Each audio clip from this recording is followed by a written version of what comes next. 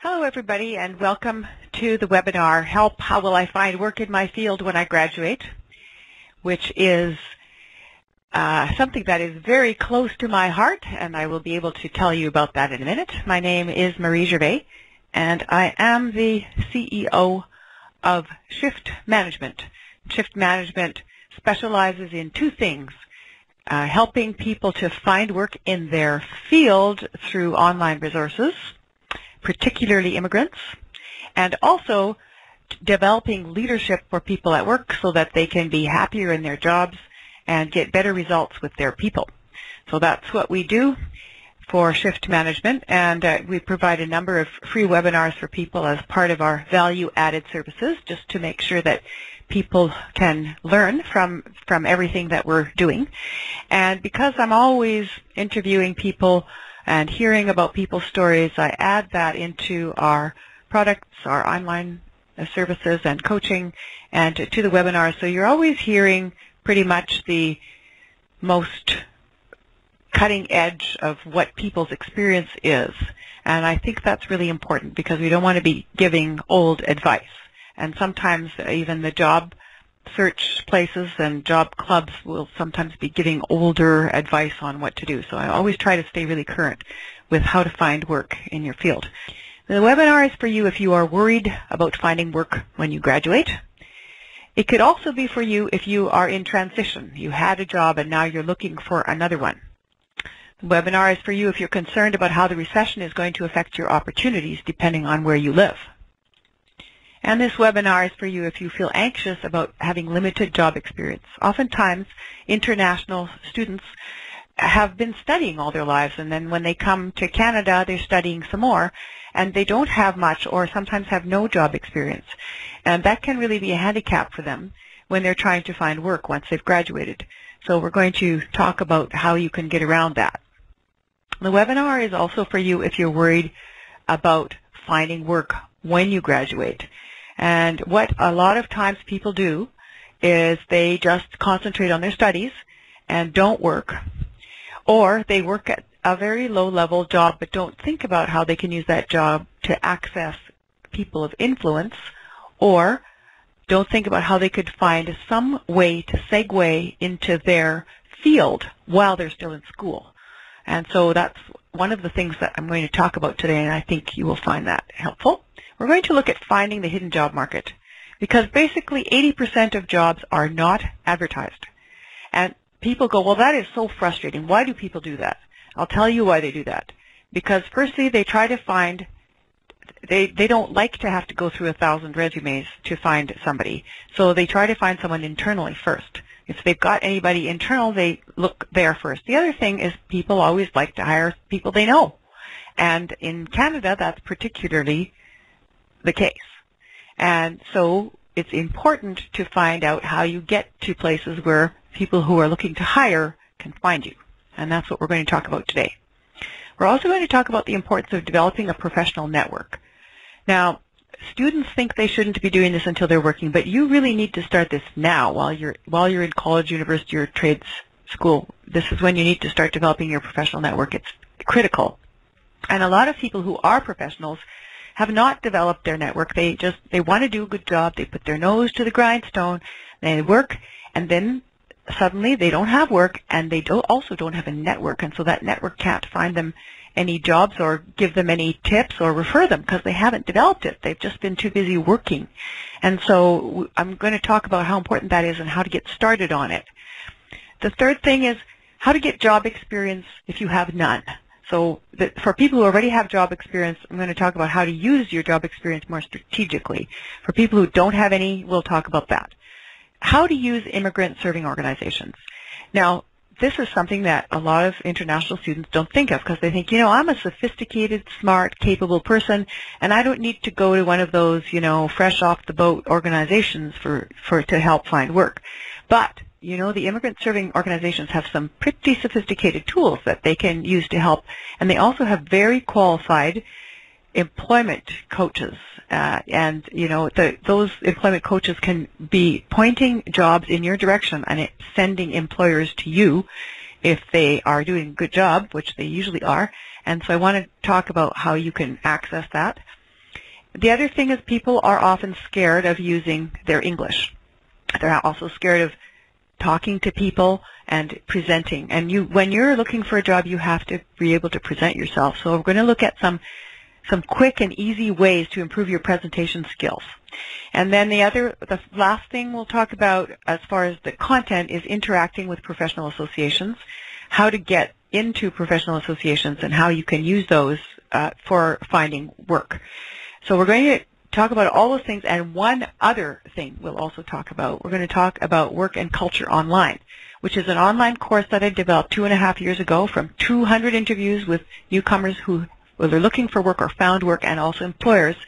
And we keep adding on to the course, and people really benefit from it. In fact, people say that they continue to use the course after they've found work. And it's not like a boring course. It's got lots of video clips, cartoons, interactive exercises, and it's something that can really help you in lots of resources. So today I have an article that I put up onto my blog, which is called Getting a Job with Your Degree, 12 Tips That Work. This will work for a lot of people. So I hope you click on that link and open it up and read it. Not now while we're on the webinar, but just you can click on it and keep it handy for the next time. And as a thank you for attending the webinar, I'm going to give you a resource list of helpful sites for finding work, assessing your credentials, also accent coaching. We'll talk a little bit about that and more. So it's really useful, and it takes you directly to what you need instead of wasting time online searching for hours looking for the wrong things. So, and then we'll also walk through the Work and Culture Online course so you can see if that's something that might be useful for you. So the reason I'm so passionate about this is, you know, all my life I have been in what I considered to be, until I became an entrepreneur, looking for work and never satisfied with the situation that I had. I felt that I had bosses that didn't recognize my work, and I had a lot of difficult stories, and so I consequently ended up, you know, really paying attention to what other people were doing also for their jobs. And I also discovered that I had a kind of a talent for helping people find work. On a regular basis, people ask me, oh, what should I do? And I say, well, try this or try that, and then a few weeks later they have a job. It doesn't happen that way with everybody, but the majority of people seem to follow one or two tips that I have for them, and it's a breakthrough point for them. So, and as an entrepreneur, I'm always looking for new work. I have to market to get my stuff, you know, so that I have things, and I have contracts, and I have to make presentations and convince people to hire me for large contracts. And all of those things it's like I'm an ongoing job search machine. So I have developed a lot of skills because of that, both for helping people find employment and for helping people start their own business. And my specialization, of course, is with immigrants looking for business. And the reason for that is my parents were immigrants. So I am the child of immigrants, born in Canada, but my parents are both immigrants. And my children have married immigrants. So I have a Haitian daughter-in-law, I have a Korean daughter-in-law, I have a Ukrainian son-in-law, and then I have one Canadian son-in-law who he's the token Canadian of the people who married my children. So, and I've worked a lot with international students. I've had 5 international interns in my business. And people come up to me and say, what should I do with my life, all the time? So this is why I just keep talking about helping people find work. I'm going to show you a few pictures so you can see something about this. So on the left, you can see my daughter-in-law who graduated from dental school a year ago. And her name is Stella, and she's next to my son, and there she is holding her bouquet after her graduation. And that's me standing next to her and my husband. And then on the right, you see one of my grandsons, and that is the son-in-law, my Canadian son-in-law, and what he studies is elimination of prejudice against immigrants. So everybody in my family is working towards helping immigrants have a better life, including my husband, who does testing for people after they've been through job accidents so that they can retrain to find better work. So we all ended up kind of doing things similarly. There are some pictures there. On the extreme right is my Haitian daughter-in-law with my other son, and standing on the beach. And then we've also got international students that I've worked with in the middle, and on the left-hand corner, you'll see some of the international students that I help find work. And then on the right side are my first group of entrepreneurs that I helped get started with their jobs. They had already started their businesses, but I worked with them. So this was the very first group that I worked with to help them get going with their business and find work. So as you can see, this is something that really matters to me, and I thought you should know about that. So what you're going to get from this presentation, ways to improve your chances at finding work. I'm not going to say, yes, you are going to find work and it'll be tomorrow. No, but I can definitely help you improve your chances. You'll feel more hopeful and also hopefully more confident to move forward, and that makes a big difference, because if you have that mindset that you're confident and capable, people pick up on that, and that's necessary for hiring. Also going to give you some useful resources you can follow up with, and introduce you to the Work and Culture Online course about finding and keeping work in your field, transferring and changing careers.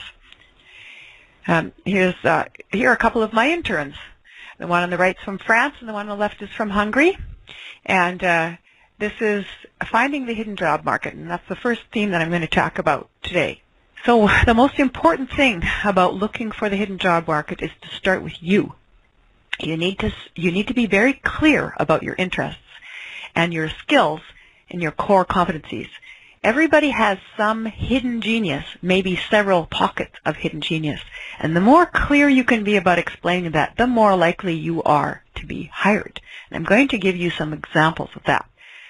So I was doing a presentation a week ago to a group of high school students. They've all been in Canada for between 3 months and a year, and they're all trying to get their first job while they're still in high school. And I asked them, what are you interested in? And half of them said, I'm interested in finding work, and anything at all. And the other half said retail jobs.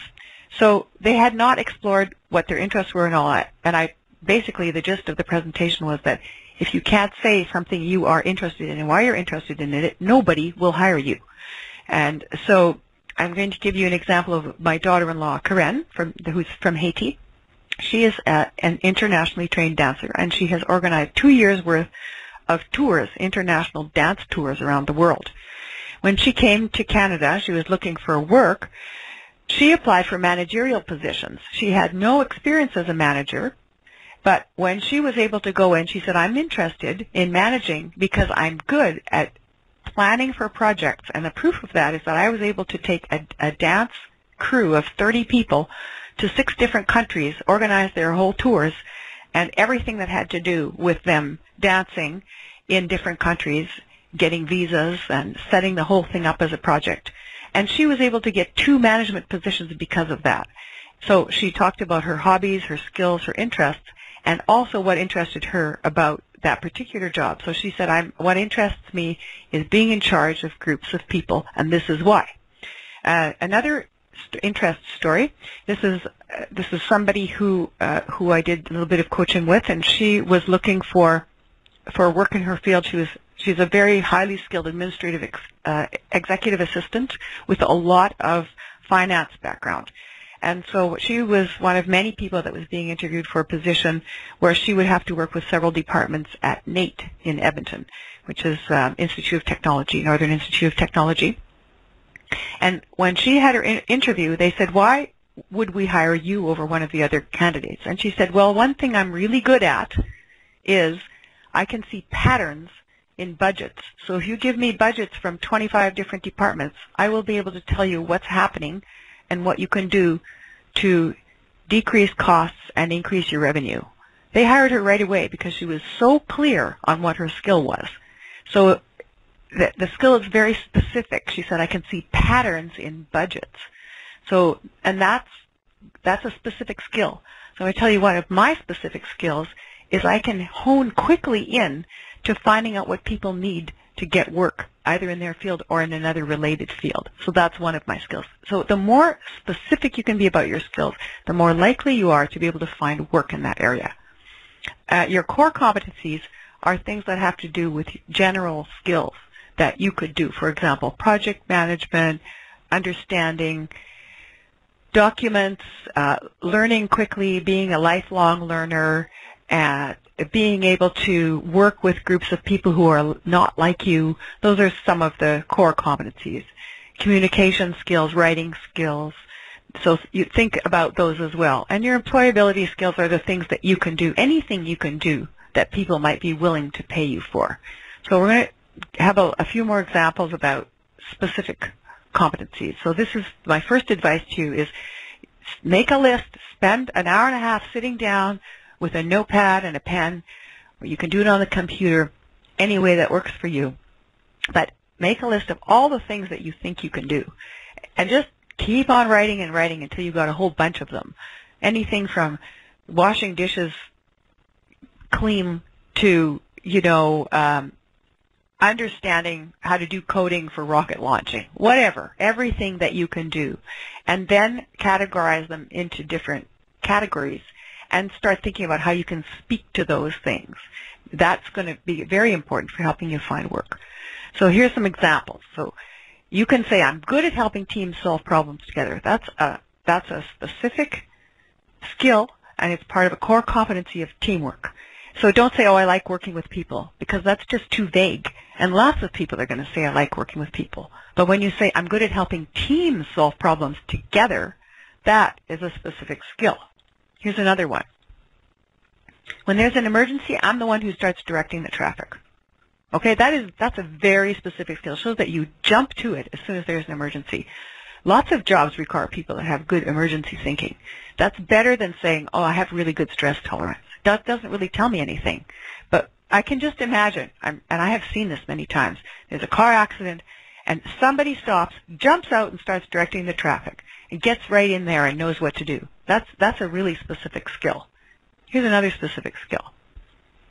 That's the one I was telling you about earlier. I can see financial patterns in multiple budgets. So you can say, oh, I've always liked working with numbers. But liking working with numbers, that's like, 75% of the population who likes numbers. So, but I can see financial patterns in multiple budgets is really important. Now, if you're a student, you can speak to the things that you did in your courses that you were particularly interested in or that you found you had a talent in. So not just that, you took this course and that course, but what project did you do that was really interesting? Those projects can also be part of you developing your articulated capacity to speak about your competencies. So once you can talk a little bit about that, then where are the jobs? So you're thinking, okay, this is what I can do. This is what I have to offer to the world, and it's something that keeps on growing. So it's not like you learn a few skills and then that's it. Your whole life you're learning new competencies and developing new marketable skills. So the hidden job market, first, to find it, it's the first place to look for it is in your imagination, which sounds odd, but you need to imagine your ideal job. Think about, this would be a great place where I would love to work. This is where the workplace culture is like, and then you describe it to yourself. My ideal workplace has this kind of a colleague to work with. My ideal boss is like this. And the salary range would be, and then you state the salary range. Okay, I would be willing to accept, and then like 50,000 to 100,000 or whatever your range is. Think about it realistically.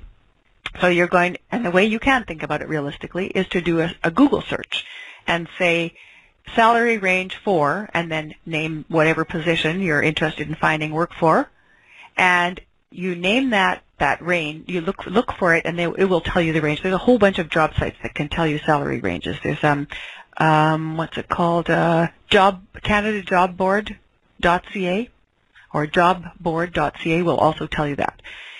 So create this idea of the ideal workplace in your mind, and it will start being attracted to you and you to it, which sounds very flaky, but it's huge. People's attitude about themselves and about the kind of work they're looking for is what gets you, is the first place to start finding the hidden job market. Then the other thing is to start looking about where are the jobs. So, and that's something, again, you can start doing online. You can start looking for, work in different fields related to what you're doing, and say, where are jobs, or what's the labor market profile or projection, or labor market, anything that says the word labor market in it, and then you type the name of the job in it, or just do labor market and then look for a job category. That's going to start telling you where jobs are. Let's say that you're looking for a manufacturing job. Okay, now in manufacturing all over Canada, the jobs are going down, but you know where they're going down. They're going down in low-level laborer-type jobs, because most manufacturing plants across the country are moving up into roboticized and machine and computerized workplaces. And so where they're hiring are people that have tech skills, people that have management skills, and people who can communicate, because they have to communicate to people to show them how to use the machines. They have to communicate with machines, and they have to get machines to communicate with each other, and they have to talk to clients. So that's where, and they're high-level jobs. So all of the high-level jobs in manufacturing in Canada are open, and they're not finding people because people think, oh, manufacturing is just a low-level job and nobody will, that's not where I want to go. But in fact, there are manufacturing jobs all across the country, but they are jobs that are technical, managerial, or that involve high capacity to communicate, and marketing skills too. So if you're in business, that's also a place to look. Supply chains, another place where there are lots and lots of jobs, and people at all sorts of different levels, and people are not looking there. So that's just a couple of places you could start looking for. So then think about what expected jobs you can get with your degree. So what's the standard stuff? If I'm in engineering, civil engineering, well, maybe I'd want to work in a municipality. Maybe I should look for work with the city of Edmonton or Calgary or Toronto or Vancouver or wherever. But there are also jobs that are not expected. And so you find those by looking at and doing a Google search on competencies related to, and then you put in civil engineering, for example. And then you will find lists of competencies. The ALIS site in Alberta, and there are similar ones in other provinces, has a whole list of competencies, and for your degree and for your field of study and your area of expertise. And so you can look into it and see where those competencies are, and then what other jobs you could get with those competencies. The last thing is to think about what interests you that other people might pay for. So let me give you an example. I was speaking with a man just recently who is new to Canada. He isn't that new to Canada. He's been here a couple of years. We went to BC first. Now he's new in Alberta. And he really likes to run marathons. And so he went to an event at the Running Room. And at that event at the Running Room, he started to look at everybody there and thought, some of these people must be employers. I'm going to ask people what they do, how long have they been in the job, and if they know of anyone that's looking for work. The man that I'm speaking of was an engineer, but he also has a lot of managerial experience, including being a restaurant manager for McDonald's. So he's done a lot of different managerial jobs, and he's also a very qualified engineer. So he started just talking to people in the group differently than he would if he was just talking to them about running. They're all there for running, but he started asking them what they did and how they got there and did they have any advice for him. And guess what? That one Running Room event, he got 2 requests to come in for a job interview. 2. So now this is something to think about. So if you have an interest and you go to a group or an event where there's that interest, those people that are there all have jobs and lives. And they can be sources of referral. They might be employers. And so this is something that you should start thinking about really seriously, because a lot of people find jobs from that kind of a group. The reason for that is because people's defenses are down. They're not thinking, oh, someone's going to approach me for work here. They're there just to enjoy whatever it is they're interested in, and they're happy. And so when they're there and they're doing that and they're happy and someone comes to talk to them, they're interested in talking to them. And when they talk to them and that person says, oh, I'm looking for work in this field, they don't see it as, oh, I better say no or I better move away. They think, oh, how can I help you? So it's a completely different atmosphere. So this is the back door. These are all ways to help you get a back door into the hidden job market. And there's more. Now, look for companies that you want to work for. Don't look for job postings. Looking for job postings should not take that much of your time, because there aren't that many of them, because remember, 80% are not advertised. And the ones that are there, unless you find a connection, you are not likely to get that job. So you look for a company that might hire someone in your field, or an organization, or a municipality, whatever, and look for people who work there on LinkedIn. Those people who work there, see if you can get them to connect with you. So first off, that means you have to have a LinkedIn profile. If you don't have a LinkedIn profile, then you should create one. The Work on Culture Online, the first thing that we tell people in the Finding Work in Your Field course is how to create a LinkedIn profile and how to use it properly to locate work. So that's a good place to start, but you can also just go to LinkedIn and search around in their tutorials. So when you ask to connect, let's say there's 6 people at a company that you'd like to work at, and you find them and you ask to connect with 6 of them. 3 people ignore you, which is possible, and then 2 people connect, and 1 person sends you a direct message. Bingo. You've got 3 connections that you can ask questions about. So you don't then message them and go, "Ooh, I need work. Help me find a job." It's too direct. This is Canada. People work indirectly all the time. So you contact them and ask them how they like working for where they are and how did they get there and what are their future plans. People love to talk about themselves, and if you ask them a few things like that, they will start connecting with you. Then once you've had one or more than one, probably a couple of back and forth messages, ask if it would be all right to meet them for coffee or have a phone call. And then ask them again for advice. Then they've met you, they know you, they're going to remember you. Make sure you have a business card. If you're a student, you still need a business card. You should have your name on it, your contact information. Don't make it a really weird email.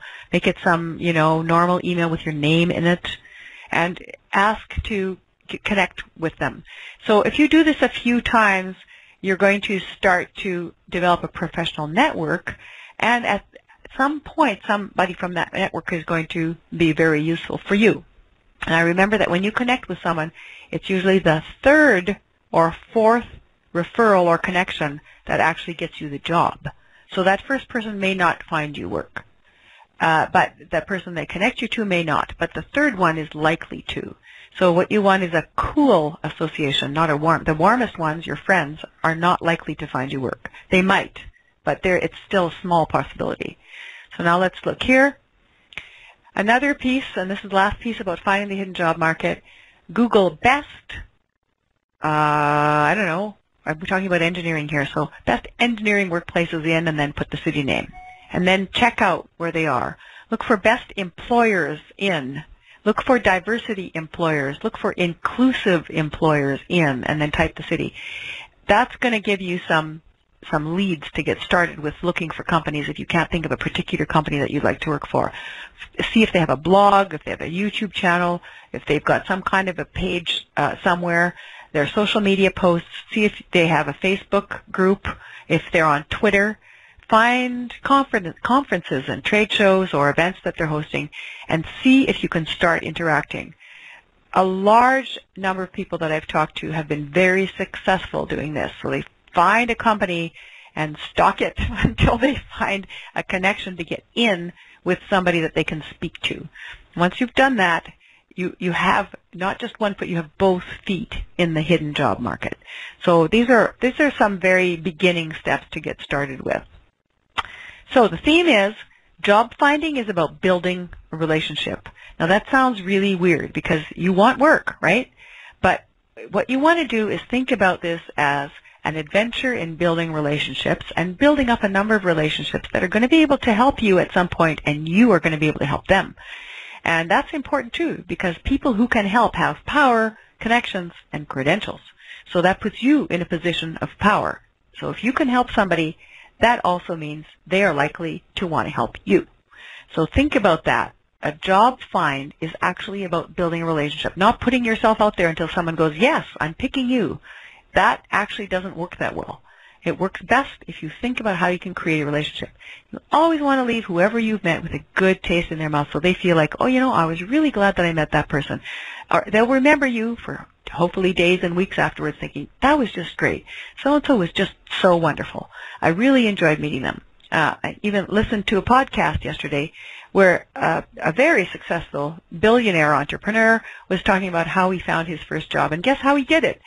He was a young man in his 20s, and he noticed an 80-year-old man struggling to mow his lawn. And he stopped and offered to help the man finish mowing his lawn. And he said, I'm happy to help you with that. And he didn't ask for payment. And the man was very grateful. And when he'd finished mowing the lawn, the man gave him a $20 bill. And so this fellow said, you know, that's really nice of you, but I'm just wondering, would you mind, instead of paying me $20, would you mind letting me use your lawnmower so I could mow your lawn more frequently and mow a few other people's lawns too when you don't need your lawn mowed? And he said, sure. And here's the name and phone number and address of my neighbors that I'm friends with. So immediately that man started mowing lawns. He got 3 lawns mowed and made $150 in the first hour and a half. Now, that's how he started, because he built a relationship. He started first of all thinking how he could help, how he could make a connection, and that launched his billionaire entrepreneur theme for the rest of his life. And it all started with helping a neighbor mow his lawn. So here are a few things more tips for finding the hidden job market. Twitter chats. Twitter chats are really amazing. So if you don't have a Twitter handle, get onto Twitter and create one. Make sure your picture is in there. If you don't have a picture, nobody will connect with you. Same with LinkedIn. You must put your picture there. So you put up a picture, and then you can look up tweet reports, Twitter chat schedules, and see what's there. Just don't look for a job Twitter chat. Look for anything that interests you. Go on the Twitter chat when it's open. It'll be like a certain day at a certain hour. And just start reading what people write and commenting on it, and then following the people that you are interested in. If you've done a couple of Twitter chats, then pretty soon people will be connecting with you either through email or by phone or Snapchat or whatever other thing that they use. They're going to start connecting with you. And I have hired 2 people through Twitter, only through Twitter. And Twitter chats are a great way to get into a group of people, just like going to the running room event that I was speaking to you about before. Another way to do that is to look up meetup groups. Every city has meetup groups, and the meetup groups are by interest, but you'll also find some job find meetup groups. It can be everything from meditation to, you know, how to improve your basketball skills by playing with your non-dominant hand. There's all sorts of meetup groups. So find one that interests you, go there, and those people that you connect with are going to be, they're all doorways into the hidden job market. Another one that I just recently discovered, and I know a couple of people that found work through this, was they joined Kijiji groups. Kijiji is becoming quite an interesting vehicle. It's not just for selling stuff, but the Kijiji groups, they have activities and groups. So that's another way you might find someone. And then in LinkedIn, if you join LinkedIn groups, so in those groups, and there are professional groups that you can join.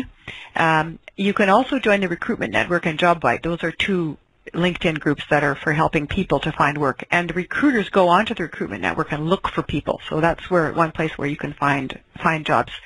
And if my business partner, my e-learning business partner, who's in Calgary, her name is Stella Lee, just like my daughter-in-law, slightly different last name, but Stella Lee. And Stella has worked in 4 different continents. And each time, this is where she found work. She's part of several e-learning LinkedIn groups. And when she was going to go to a new country, she talked to the group and said, hey, I'm moving to Canada. Anybody live there? And then within usually a week of her starting to do that, she started to get job offers. In fact, she regularly gets job offers. And she has been able to establish herself in 4 different continents by using LinkedIn groups that are professional groups where she's just friends with people there. And as soon as she lets people know that she's making a change, people start reaching out to her. So these are all ins into the hidden job market. So this is your job find homework. Look for people who do your line of work. Where do they hang out? When you find out where they hang out, you want to make lists of places, groups, live and virtual, and find ways to connect. You can connect virtually and you can connect with real people. I would say do both. The more real people you meet, the more likely you are to find work. So that's it. I have a great story actually about this. My favorite story, and this is a young man. His name is Endemiso. He's from Swaziland. Telecommunications expert from Swaziland, and when he came here, he redid he had a degree in telecommunications, but he went to NAIT and then did a 2-year diploma in telecommunications, and he had a very hard time trying to find work in his field. And so he applied online constantly for 6 months, and he got no results, and he was really frustrated. So he went to one of the communication companies, so we've got here TELUS and Shaw. So I won't tell you which one, but he went to one of them. And people said, we won't accept anybody if you haven't applied online. And he said, but I've been applying online and nobody's talking to me. And then he got this brainwave, and he said, well, where do people park who are the telecommunications technicians? And they said, oh, the parking lot is out back, parking lot B. So Endemiso went out to the parking lot, and he just waited there for a couple of hours. And as people drove in with their trucks, he went up and introduced himself, and he said, I'm a telecommunications guy, and I'm trying to find some way to get an interview here. And he was direct about that, but he's very friendly and lovable, sweet face. So when you see him, you just right away like him. And so finally, after about, I'd say about an hour and a half, well, he waited a half an hour. So then probably within 2 hours, he'd spoken to 3 people. And the third person said to him, hey, buddy, I want to help you out here. This is the name of my supervisor. Just go into the main office and say that you would like to see my supervisor. And when you see him, tell him I sent you. So that's exactly what Endemiso did. So he went from the parking lot where this guy he'd only met for less than 5 minutes, and went back into the main office there, and he asked for the name of the supervisor. 10 minutes later, the supervisor came out and had a name tag on, so Endemiso could identify him. And so Endemiso stood up and went to see the guy. And the fellow said, I don't think we have an appointment. And Endemiso said, no, we don't, but one of the people who works for you, and then he gave the guy's name, recommended that I come and see you in person. And here's my resume, and just maybe if you have time to take a look at it, let me know if this is something you would be interested in or not. If not, please let me know so I know to go look elsewhere. I've been trying to apply online, but I haven't had many results. So the supervisor thought the guy was pretty courageous, and he looked at his resume and, came back 15 minutes later and said, can you come for an interview in a couple of hours? And Endemiso was thrilled, came for an interview in a couple of hours. They hired him the next day. And since then, they have changed their whole approach because they realized the online approach was not helpful for people or for them. They changed their whole approach to hiring based on the experience that Endemiso had with them.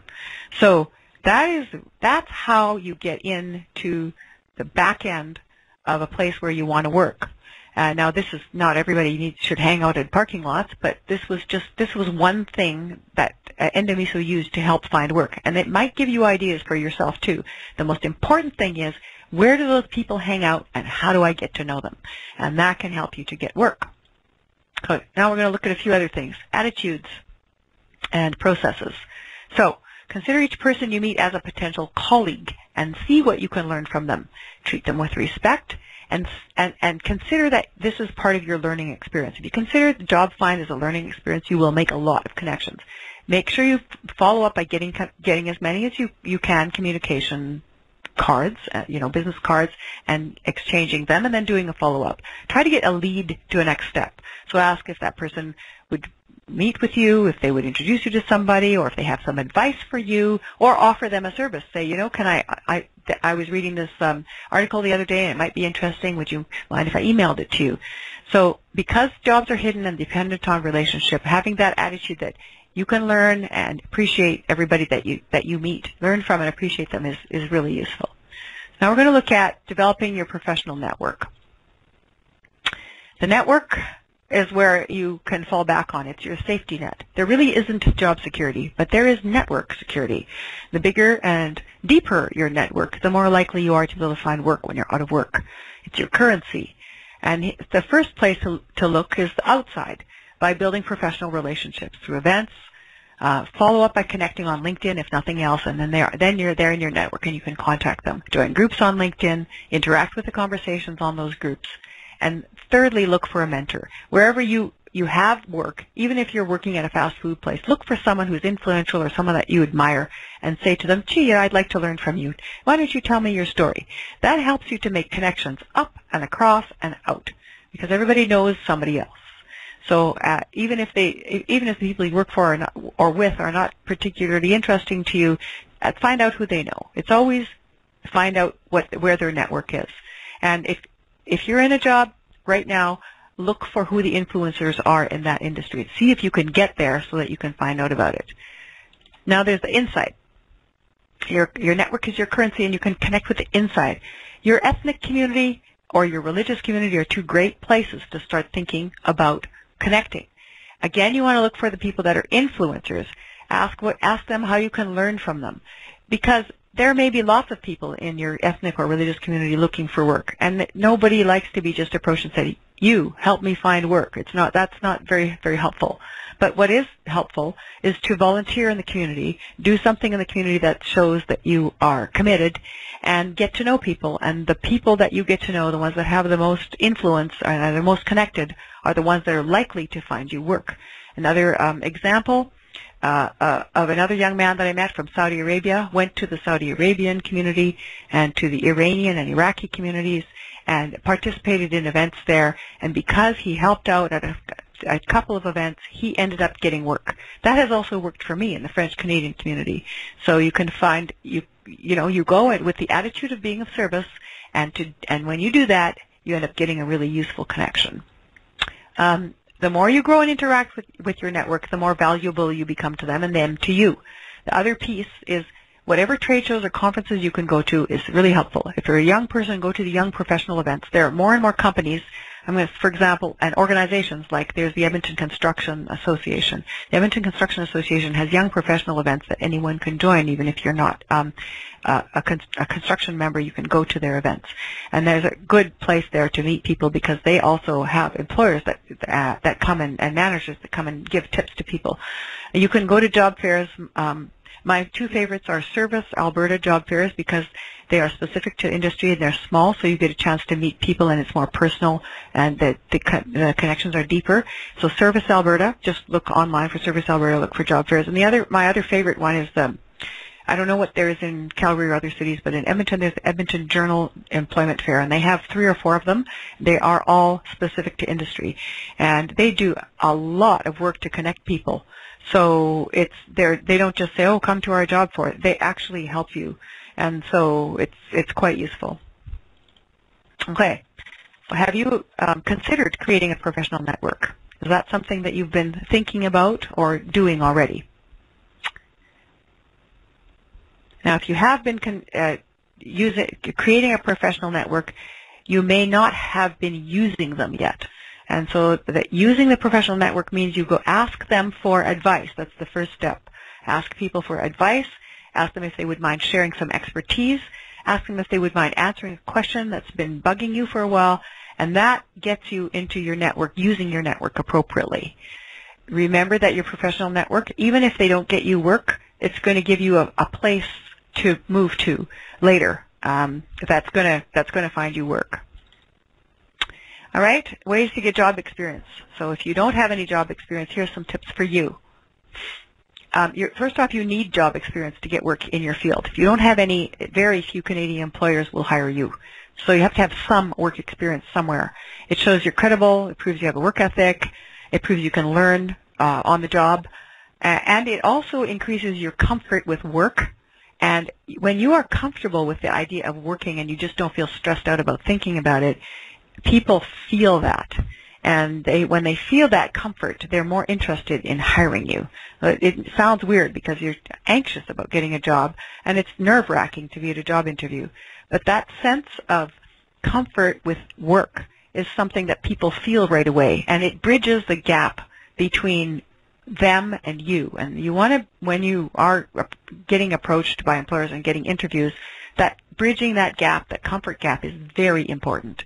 The more you can help the recruiter or the hiring manager feel comfortable, the more likely they are to hire you. So one way to do that is to have some job experience already. So if you're at university or at NAIT or SAIT or wherever you can find work on campus, there's always something on campus that you can do. You can participate in research projects. And doing that, when you're there, ask people if they have work on campus, and then that often gets you a link to a job. This service jobs where you can interact would be like at a bank, at a fast food restaurant. Any of those service jobs give you a chance to practice your English and your presentation skills, and that's the thing that most employers when they don't hire internationally trained professionals, or students, they say that people don't have good client-facing skills. Now, what they mean is they want to make sure that they're going to be comfortable with having you work with people. Now, you get that comfort from working with the public regularly. So if you're working with the public regularly and you've got that, you've got a sense of comfort with people, then that improves your client-facing skills. The other thing is people's client-facing skills are not that good when they're really worried about their English. So you need to get as many opportunities as possible to practice using English. And when you do that, then you will feel more comfortable doing it. So if you spend all your time hanging out with people that speak your language, that is not going to help you find work. You need to be really comfortable with speaking English with people. So look for that job experience where you can do that. Something interesting too, this fellow who I was telling you, who's the civil engineer, who was the manager, he was actually a restaurant manager for McDonald's. He was able to get that position after a year of working at McDonald's, because McDonald's fast tracks people that they see as high potential employees. So, and then they give you all this free training to get managerial experience, and you move up quickly, and the salary is very nice. So yeah, sure, it's minimum wage for the front line, but the salary after your first level of management is good, and people make significant salaries higher up, and the skills transfer to other fields. So you may consider that a stopgap or temporary way to get free training, good training while you're at work. If you just go and take the low-level job and just do it, that's not going to help you. You have to think about how you can move up.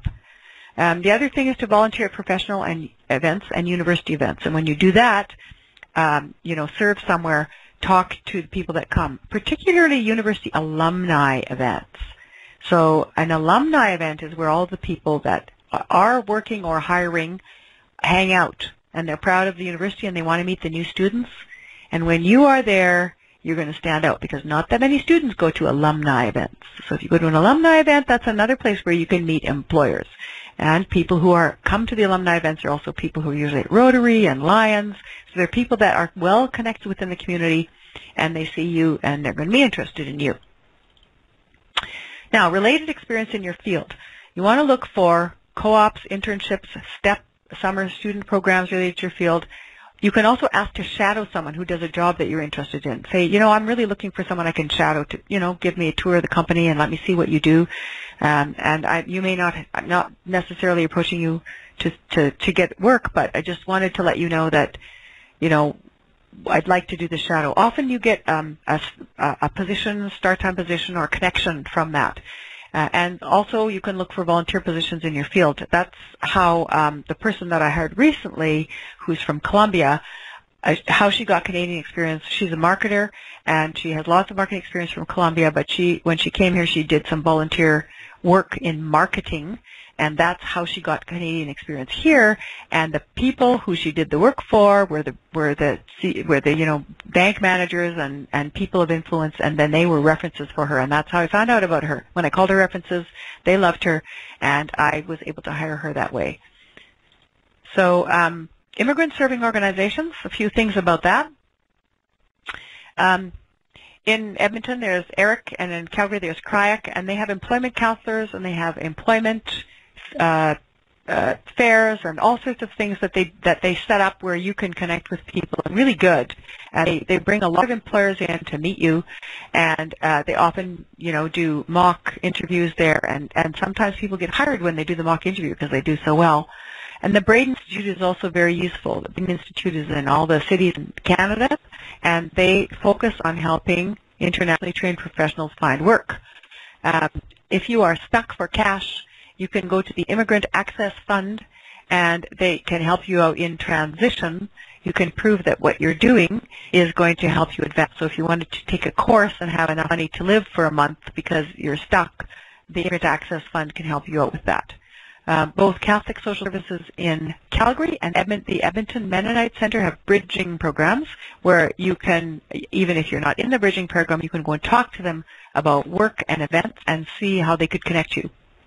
And their employment counselors will give you referrals and help you with red cover letters and making sure that your resumes are current. And I personally think they're better than the people that are working at the universities, because the universities are telling you how to find academic jobs more often than non-academic jobs. and so they may tell you to do things that won't help you out with your resume. So also immigrant serving and job serving organizations know where all the current job fairs are, and they have a lot of connections with employers and companies, and they will refer people to you and you to them. So this is useful to consider. So Sandra, this is the person I was telling you about that I hired. She asked to mentor with ERIC, which is the Edmonton Regional Immigrant Employment Council. And her mentor found her a marketing contract, a small one, but that marketing contract gave her some job experience. And then she found, through the Catholic Social Services, she found 2 marketing volunteer positions, one at RBC Bank, one at a different branch of Catholic Social Services. And so then she was able to add those 3 things to her resume. Eric sent her the tweet that I tweeted out about the job position, and then she replied to it.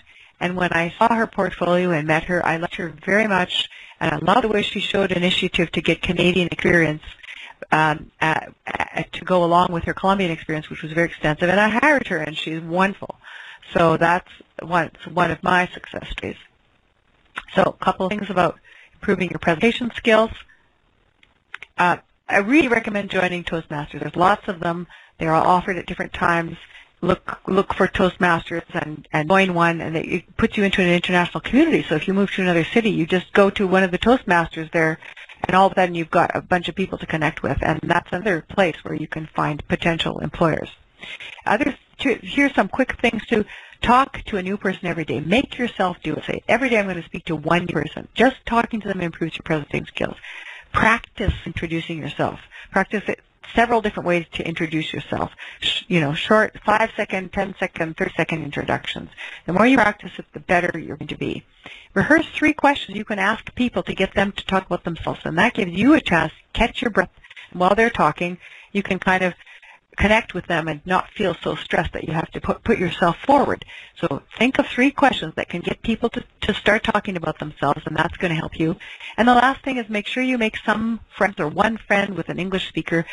If you do that, then that's going to help you to practice your English, because you're going to have to speak to that person in English. So, and I didn't put this last one on here, but if you make one phone call a week, somewhere, anywhere, that phone call is going to increase your presentation skills. And very few young people now use the phone. So an employer that gets a phone call is really interested in you.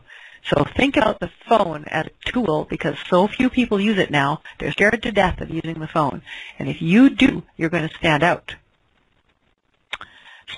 Keep practicing presentation skills. It never stops. I can't remember her name right now, but the lady who used to write all of the comedy sketches for Seinfeld, that was her motto, is meet a new person every day. And that's how she practiced her comedy skills, was by introducing herself to new people. So, and that worked for her for 40 years of her career. So it should work for you too. Last thing about interacting with professional associations. Professional associations or trades, unions, all of every group. There's like Iron Workers of Alberta. There's the APEGA for engineers. There's the Alberta Teachers Association. Like all of those have student memberships. And if you join as a student, it costs you less or nothing. Well, it'll probably cost you something, but not as much as when you're a professional. And they have events, and if you go to those events, then you can find out about workplaces. Make sure you have a business card. 9 times out of 10 when I talk to students, they don't have any kind of a card, and so I can't stay in touch with them that way. So make sure you have a business card. And you can get them through Vistaprint for $20 or $10. You can get 50 to 100 of them printed up, and they look very nice.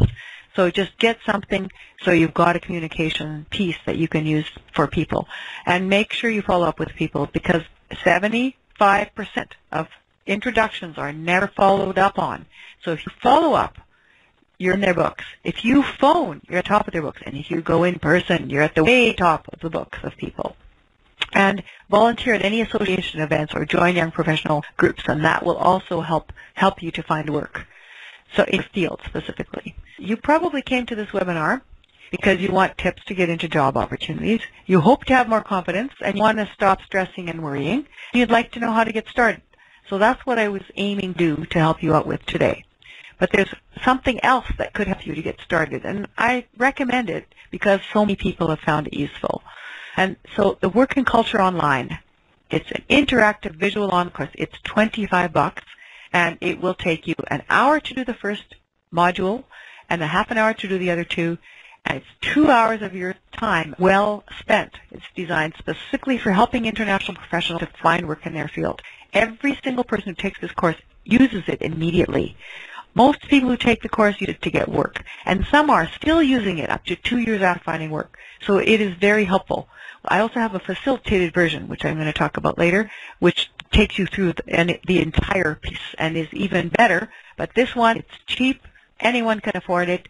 It's the price of a few cups of coffee, and it's really helpful. So I personally think you can't afford to miss out. It's a really useful tool. And here's some of the things that you're going to learn. So here's the first page, learning the tricks of the market. So do you know how to use LinkedIn to connect professionally? You may have LinkedIn portrait, but do you know how to use it properly? So that's finding work in your field. Here's another one.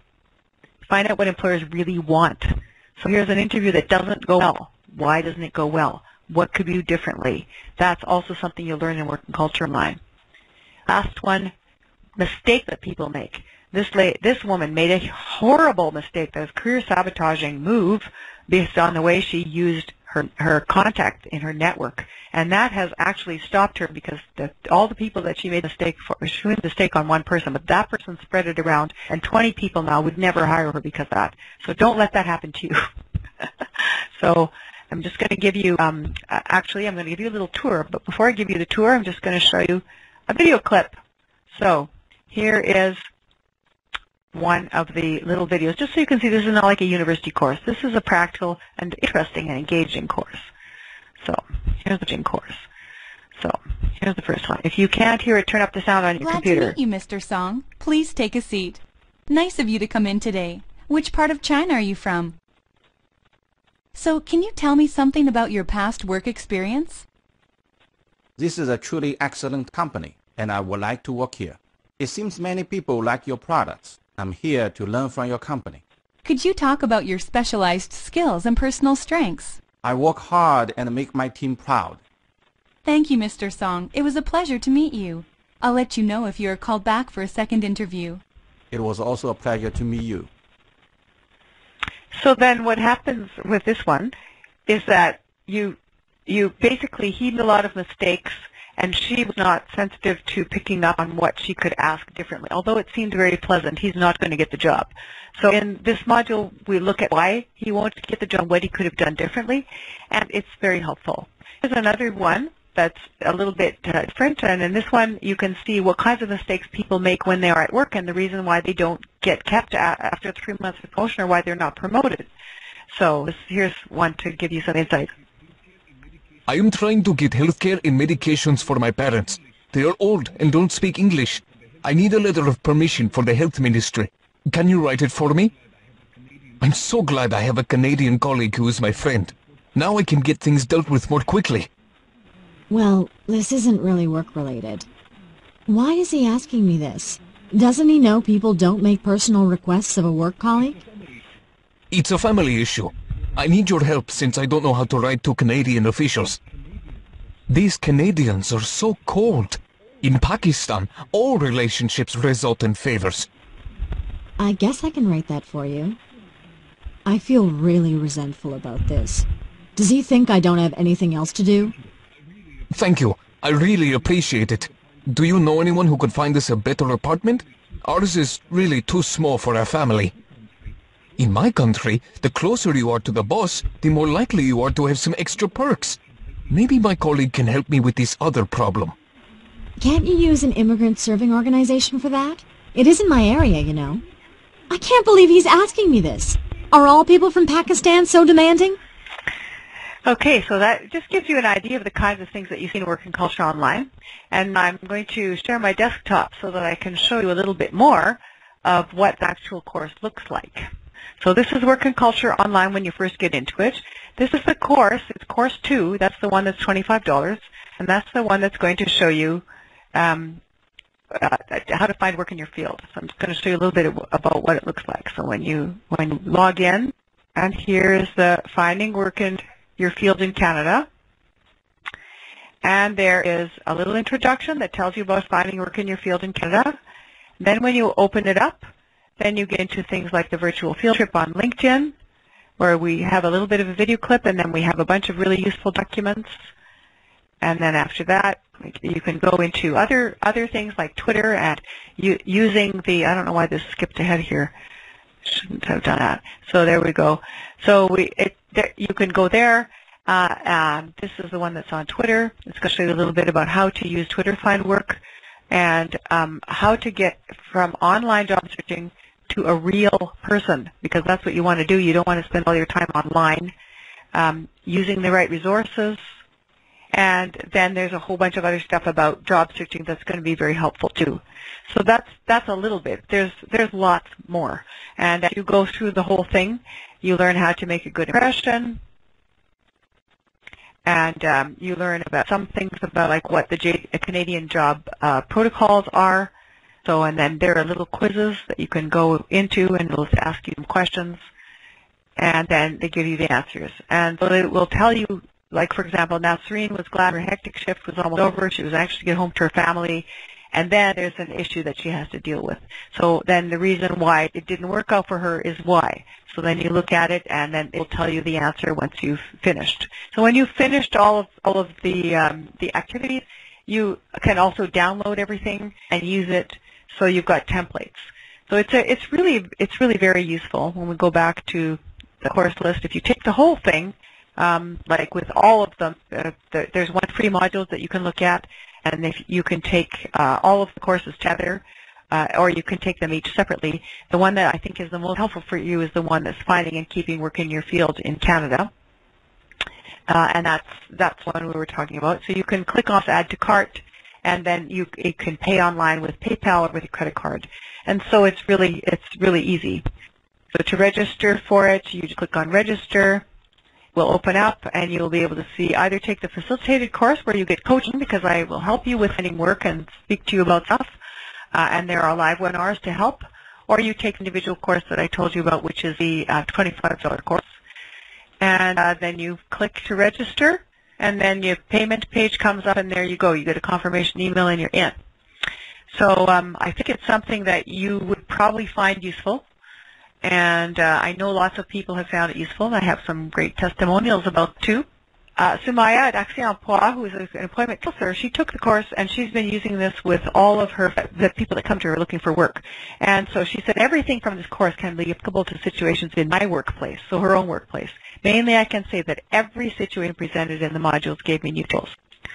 And then this was my daughter, who took the Work and Culture course and followed everything to the letter and got a job. And so she said, I followed all the steps, got an interview in 2 weeks and a job soon after that, and I was even able to negotiate my salary. So even my family members used it. She has a master's in organizational psychology, and now she has the position of coordinator of academic integrity, and she makes $55,000 a year, which is pretty good for a first job out of university.